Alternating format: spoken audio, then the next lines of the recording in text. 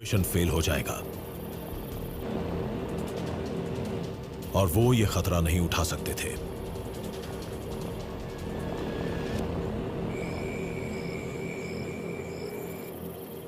Drone के जाने तक टीम उसी तरह खड़ी रही। All station ready for move. अब तेजी से आगे बढ़ना होगा, बर्बाद हुए वक्त की भरपाई करनी होगी। दुश्मन इलाके में गुजरने वाला हर पल खतरे से भरा होता है। 25 सितंबर सुबह 6:54 रिकॉन टीम का पहला मकसद पूरा हो गया। टीम्स को लाइन ऑफ कंट्रोल के उस पार टेरर लॉन्च पैड तक पहुंचने का सबसे सुरक्षित रूट मिल गया था।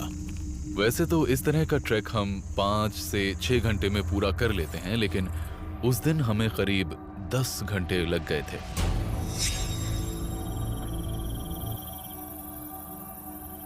और सुबह होते ही हम अपने टारगेट के पास पहुंच गए थे। आखिरकार दोनों रिकॉन टीम्स अपने टारगेट्स के करीब पहुंच गईं। टीम्स ने अपनी पोजीशंस ले ली। कुछ जवान तो टारगेट के 250 मीटर करीब पहुंच गए।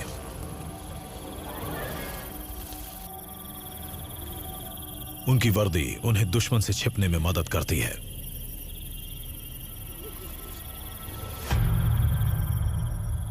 दूसरा लक्ष्य था टारगेट के बारे में ज्यादा से ज्यादा जानकारी जुटाना।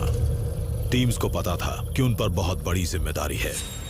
मिशन को सफल बनाने के लिए हर एक छोटी जानकारी भी बहुत जरूरी थी।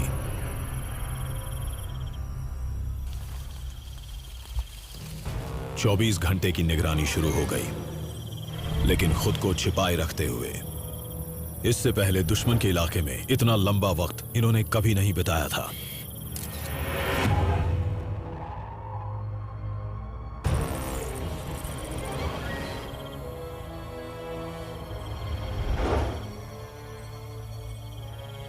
वीडियोस बनाए गए, बारीक चीजों को समझा गया और टारगेट का एक लेआउट मैप तैयार किया गया।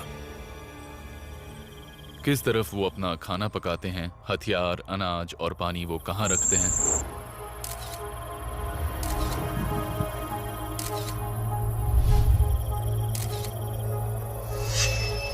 कुछ समय गुजारते थे, सोचते थे कि उन्हें कोई नहीं देख रहा। लॉन्च पैड पर कुछ नए चेहरे दिखाई देने लगे। 25 सितंबर दोपहर 2:30 बजे ये पूरी तरह से ट्रेंड आतंकवादियों का एक दल था जो भारत में घुसने की तैयारी कर रहा था। हमें अपने उन मुखबिरों से जो जैश में और लश्कर में काम कर रहे हैं, ये पता चला कि इन लॉन्च पैड्स पर आतंकवादियों की संख्या बहुत ज्यादा बढ़ गई। खुद यही चाहते थे। इस मिशन का लक्ष्य ही ये था कि एक ही हमले में ज्यादा से ज्यादा आतंकवादियों को मार गिराया जाए।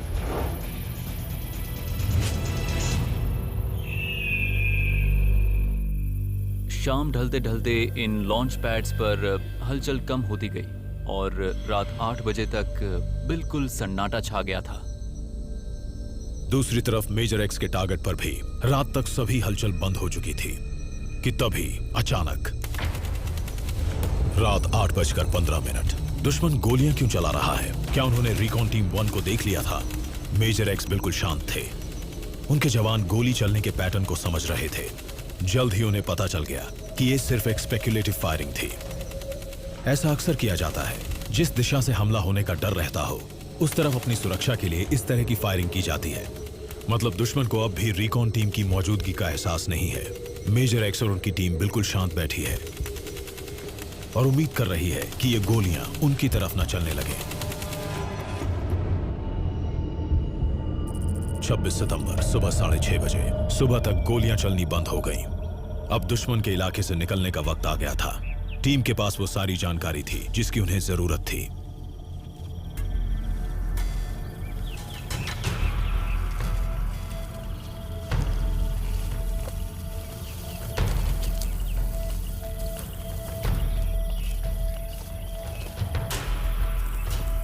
अब हमारे पास टारगेट के बारे में हर जानकारी थी कि उनके पास कितनी ताकत है। यहां तक कि हमें आतंकियों के एक जगह के कमांडर का नाम भी पता था। मेजर जेड के जवान 80 डिग्री की एक ढलान पर तैनात थे। यहां से निकलना आसान नहीं था, इसलिए कुछ रस्सियां बांधकर वहीं छोड़ दी गईं। ताकि हमले के बाद वापस लौटने में आसानी हो।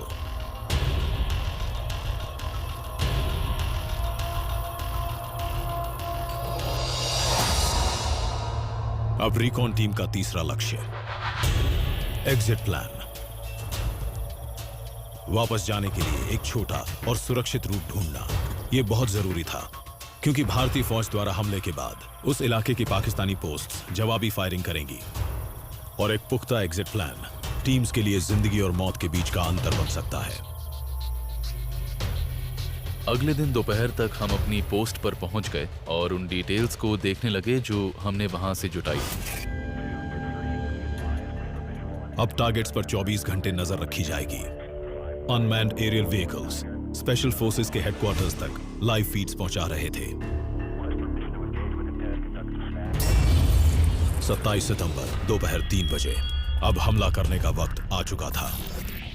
मेजर एक्स और मेजर जेड ने अपने सबसे काबिल सैनिक चुन लिए। हम टारगेट पर जिस स्ट्रेटजी से हमला करना चाहते थे, हमने उसी जरूरत और काबिलियत के हिसाब से सैनिकों को चुना था। जितने भी जवान चुने गए थे वो सभी घाटी में करीब 15-16 साल से तैनात थे।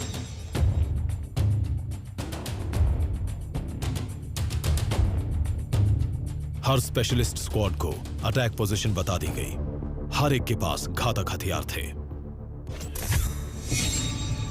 रॉकेट लॉन्चर टीम का लक्ष्य था दुश्मन को चौंकाना, इंफ्रास्ट्रक्चर और सप्लाई को नष्ट करना। प्राइमरी टारगेट्स फ्यूल स्टोरेज और रहने की जगह। मशीन गन वालों का लक्ष्य अंधाधुंध गोलीबारी से दुश्मन को संभलने का मौका ना देना। प्राइमरी टारगेट आतंकी लॉन्च पैड में खुली जगहों को निशाना बनाना।